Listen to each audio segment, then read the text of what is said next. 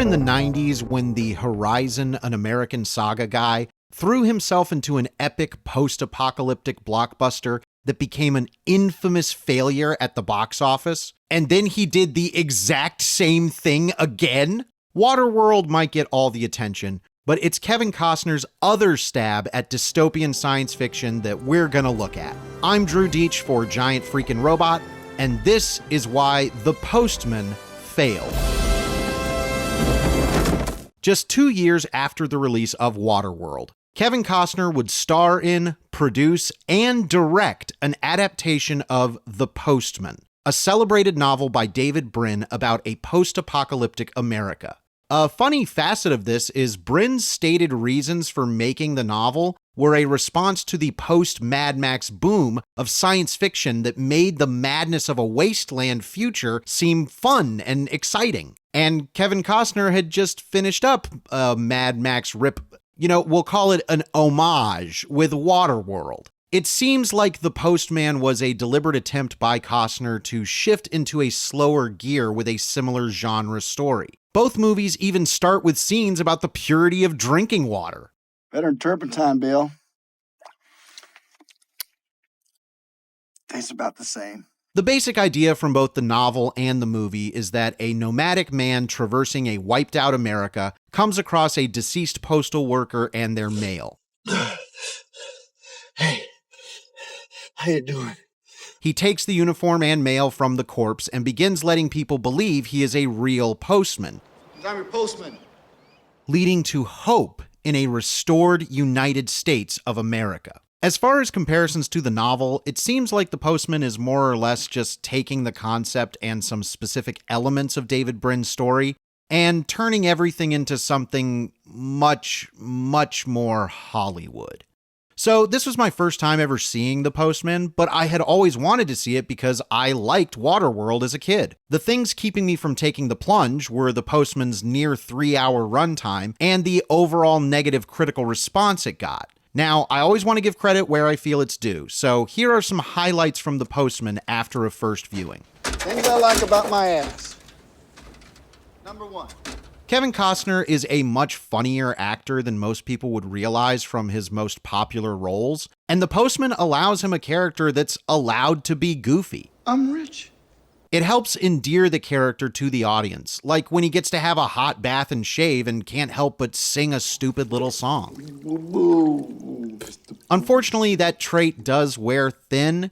Don't make me use this. And actually contributes to some of the movie's big problems we'll eventually get into. But I'm staying positive for now. Costner as a director does have a sense of style and grandeur, probably best illustrated in the movie's opening sequence.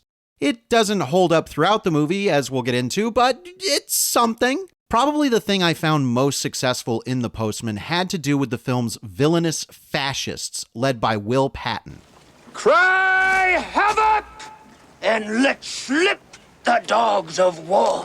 Patton's character is purposefully stagey, but I appreciated the movie illustrating the actual evils and philosophies of fascist belief. Justice can be dictated. It reminds me of an issue with the First Order in the Star Wars sequel trilogy. Those villains wear all the trappings of fascism without ever defining any solid moral beliefs or displaying any actual adherence to concrete fascist ideology. It's a have your cake and eat it too approach. But in The Postman, the bad guys don't just wear armbands with a minimalist logo, and that's all the work the movie does to show why they are evil. The members of this movement openly speak about pure blood and eugenics when taking prisoners as new potential soldiers. Mongoloid. Unacceptable. They confidently use racial slurs against a black character. The Postman doesn't just want to tell you these guys are fascists and that means they're bad. It illustrates why fascists are bad through their behavior. Good. Everything.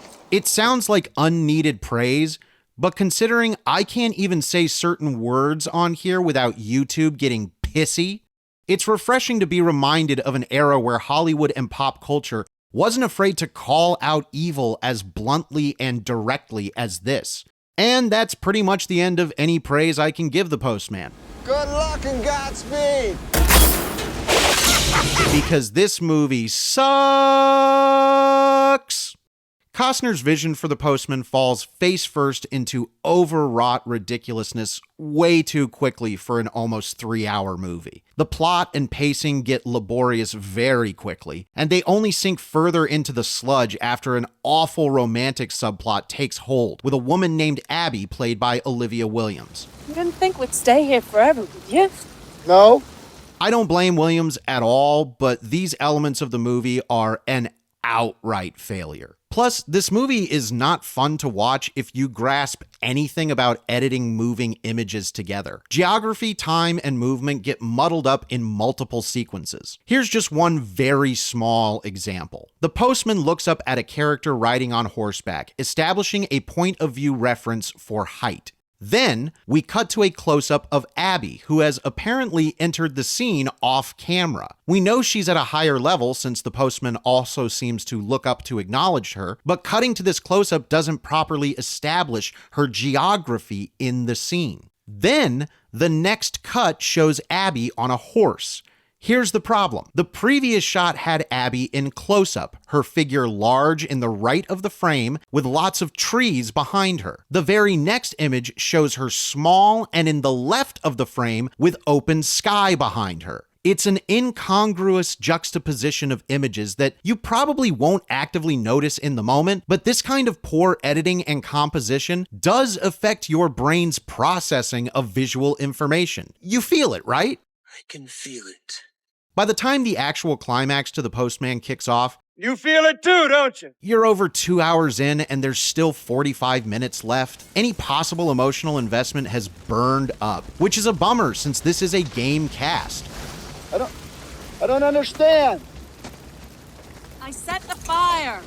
Shoutouts to Daniel Von Bargen and Tom Petty showing up since they helped wake me up during this movie. You hear me?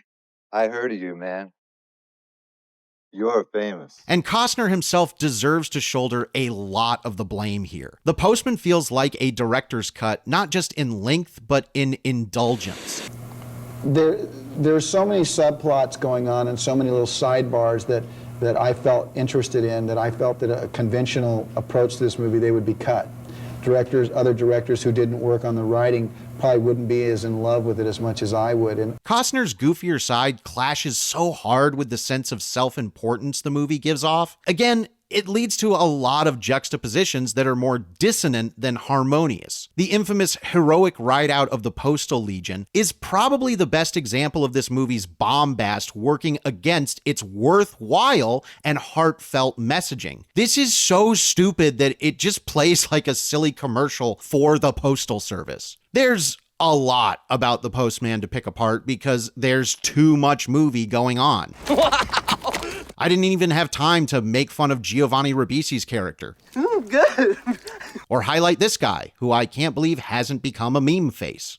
I have to imagine Kevin Costner made that exact face when he saw the audience response to The Postman in 1997. It opened at the number 6 spot behind one of the worst sequels ever, An American Werewolf in Paris. The Postman utterly tanked with a profit of $17.6 million against a reported $80 million budget.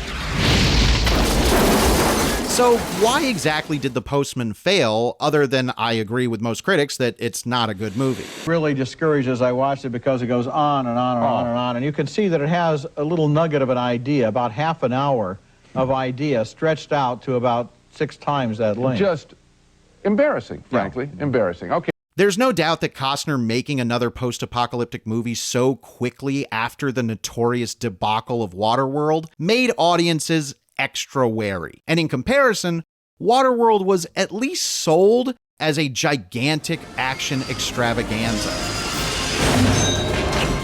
The Postman was not nearly as successful with its marketing, and audiences just didn't feel like it was worth 3 hours of their time. When I was a kid, everybody used to turn their hat around backwards. Thought it was cool.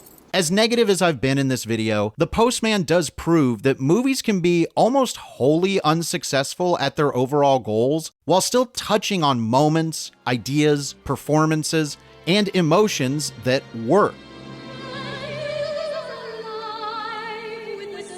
And even though I roundly disliked the movie, it did get me interested in reading the novel. And the premise alone seems ripe for a remake movie or TV series. The Postman has already inspired other great modern science fiction stories and worlds like Death Stranding and The Last of Us. I will never watch The Postman again, even if I support a lot of what it's trying to say from its heart. Sorry, Kev, but I'd rather watch Waterworld. So much for the uniform theory. Ready to tell me how wrong I am and that The Postman is the best movie you've ever seen? I won't know how right you are unless you post a comment. Like the video if you enjoyed my musings, and subscribe to the channel to make sure I can muse some more. Maybe I'll make a Waterworld video if you ask nicely. You want this? You want this? This is what you want? Thanks for watching, and hope to see you again here on Giant Freakin' Robot.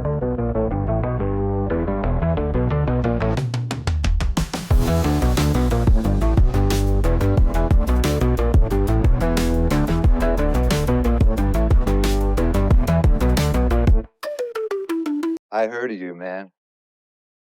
You're famous.